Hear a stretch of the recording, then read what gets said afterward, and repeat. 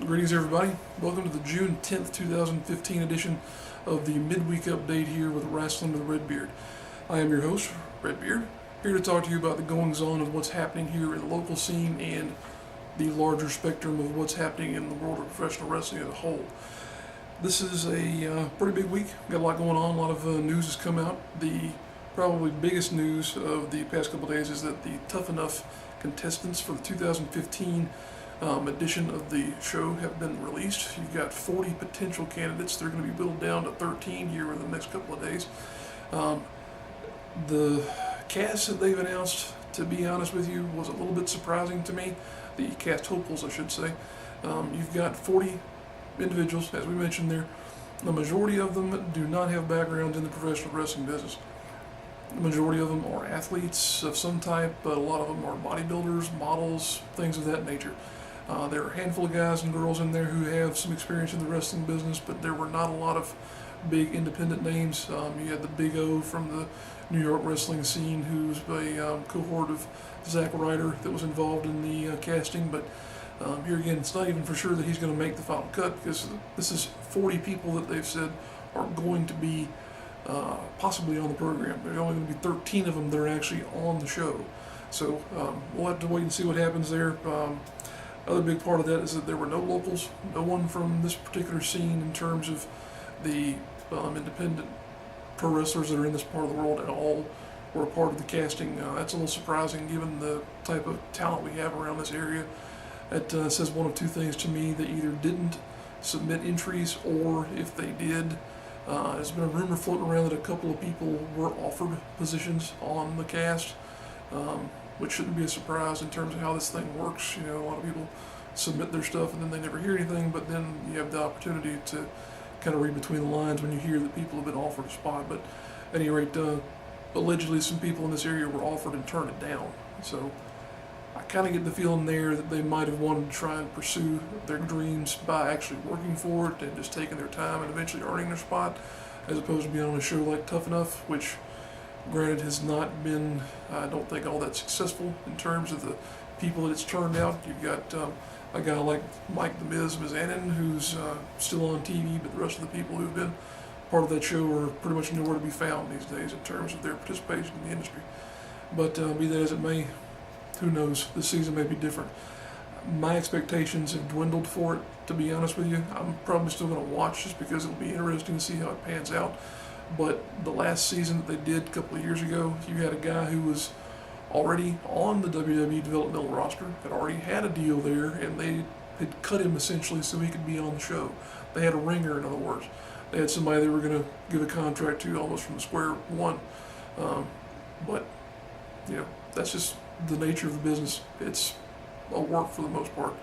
And a show like this, unfortunately, has the opportunity to show off some of the worst parts of that type of scenario. So in that regard, we'll have to wait and see what happens with that whole program and who eventually wins their way to the WWE roster. Probably going to win their way to a NXT developmental deal more than anything else, because I highly doubt with that crew that there's going to be someone who shines to the top and becomes someone worthy of featuring on main TV. Also this weekend we've got a WWE pay-per-view that's going to be happening. This is the Elimination Chamber pay-per-view. Excuse me, not the Elimination Chamber. That was last weekend. This is the Money in the Bank pay-per-view. That's what happens when you have two of these things that coincide with a very short time period. Not been a whole lot of build to this one. Not a whole lot of fanfare. The go-home edition of Raw was kind of lackluster. Not a whole lot of big promotion going on there, other than for a couple of matches, that being the actual Money in the Bank match itself, which is usually a train wreck. I'll go ahead and say it's one of those matches that was involved with the WrestleMania card forever, and it was the match that you could just kind of count on for there being a big calamity, and it was kind of a spot fest, but it was fun to watch. It's softened over the years, especially since they've gotten to where it's an actual primary pay-per-view that they have on their broadcast schedule. But the Money in the Bank ladder match is going to be, of course, the featured contest. But the one that I think's got a lot of the IWC attention, that being the internet wrestling community, is the match between John Cena and Kevin Owens. This is the second match that they'll have had in their is this the second or third? I think it's the second match that they've had in their series, and the attention here has been pretty bold in terms of adding a lot of eyes and ears onto what they're doing because of the fact that they have been engaged in a lot of great promo work building up to this match. They're, to me, going to be the biggest part of the show and the part of the show that I'm going to be most interested in seeing. Kevin Owens has been turning in some great stuff as far as his promo work is concerned. John Cena's been doing the same. They're really and truly doing some great things right now in terms of getting people to look at them as an attraction. Cena, you can say what you want about him, as I discussed last week, but the fact of the matter is he's doing a lot of great work nowadays. And what's interesting to me too is that there was a part of the promo he delivered on Monday night that, to me, if you listen to it, it was like if there was just a subtle little flip of the switch, it could have been a heel promo. It could have been him coming out and talking down about Kevin Owens and what he's been doing and this, that, and the other, and the fact that, you know, Cena's got this much more experience, yada, yada, yada. But it could have been something that very quickly and easily could have become a heel promo, in my opinion. The way he was looking at the camera especially would have sold it as a heel persona that he could have been showing off there, but that's not going to happen, of course, because it's John Cena.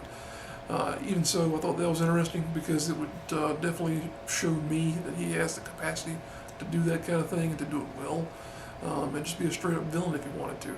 But that would have been portraying him as the villain and then Kevin Owens as kind of the young upstart who's coming in and almost in a way being the role, or in the role that he was whenever he first started his career with WWE. So you've got that going on. That'll be a big attraction there for the Money in the Bank pay-per-view, not the Elimination Chamber pay-per-view, as I flubbed up and said there.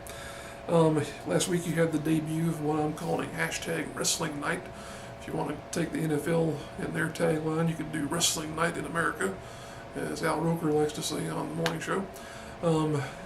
Looked as though it was a pretty good debut for Ring of Honor. Watched most of the show.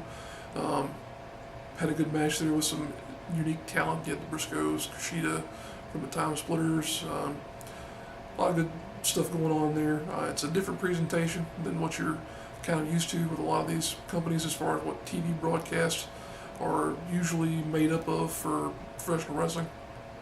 They definitely look a little unpolished, I'll put it that way. But that's not a bad thing. It's actually a good thing in my opinion, because that shows you that they're more about the wrestling and less about the production, which if you've been following some comments that have been made by Jim Ross here recently that would kind of coincide with what he's been saying in terms of how things need to go back to some of the way things were done in the old days as opposed to how they're done now. But at any rate, good debut for Ring of Honor, I thought. Did not seem to translate into any type of a boost for Impact Wrestling, though, which that was the big litmus test there as to whether or not Ring of Honor and Impact were going to be able to coincide as sort of a symbiotic type of relationship. And I don't think it panned out too well there, at least on week one.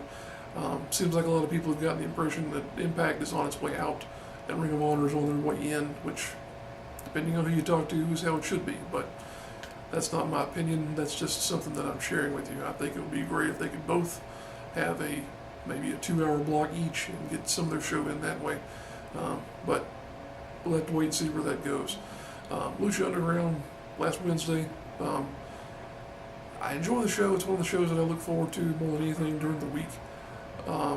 They've got some stuff going on that's a little bit weird. You know, I'm just going to chalk it up to it being Lucha. But they've got these 7 medallions that Dario Cueto has brought out, and then you've got somebody who's in a cage beneath the temple that may or may not be Cueto's brother, who's apparently eating people. I'm not quite sure there, but regardless, the action in the ring is what I'm primarily interested in, and it's continuing to build, in this case, towards a challenge between Vampiro and Pentagon Jr. So we'll see where that goes. I'm looking forward to seeing what the culmination of that actually is. Other than that, you've got some information that's been passed around regarding some tryouts that happened in Orlando with the WWE developmental system. You had some folks here locally that got invited to that. Jackson James was one of them. Haven't heard anything in regard to whether or not anybody got signed out of that camp, but there'll probably be a couple of weeks, if not months, before anybody gets any information there. So with that said, let's go ahead and take into our wrap-up of what's going to be happening this weekend in and around the area. We've got some posters we want to share with you, and if you are a promoter or someone who's affiliated with a promotion that would like to be on this particular share, let us know. We share what we find. If we don't have any type of information on you, we can't put it out there. So if you want to be a part of this aspect of the show, please let us know. You can contact us through YouTube, Facebook, or anything along those lines, Twitter even. Let's go ahead and roll those posters. We'll be back to you to wrap up the show here in a few moments.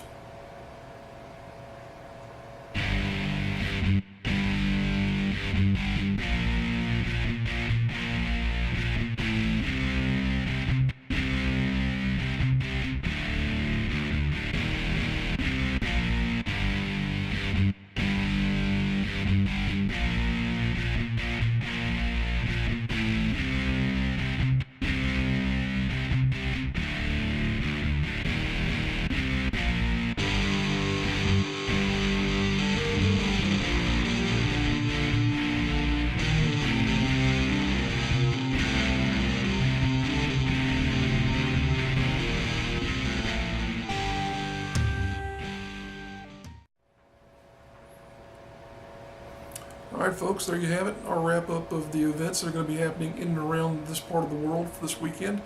You got a few pretty big notable events in there, including PWX's return to Winston-Salem and the big Queens of Combat events that are going to be taking place, where they're going to be having a tournament to hopefully declare some type of champion for that particular promotion. I'm going to go ahead and announce that there will be no midweek update next week. I'm going to be on vacation. As much as I like talking to you guys, I don't like talking to you enough to halt my vacation proceedings. So with that being said, there will be no June 17th edition of this program. We'll be back to you on the 24th to catch up with things, and we'll have a nice, hopefully in-depth conversation about what's been happening between here and there. May or may not also be getting to a show this particular weekend. We're going to be in Myrtle Beach for our vacation, and C4W Explosive Wrestling is running an event here, or there, I should say, at the Myrtle Beach Sportatorium, which is part of the X-Gym Sports Mall in Myrtle Beach.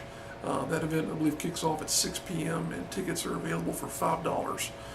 We may or may not be there. Again, family vacation, so we'll have to see how things go.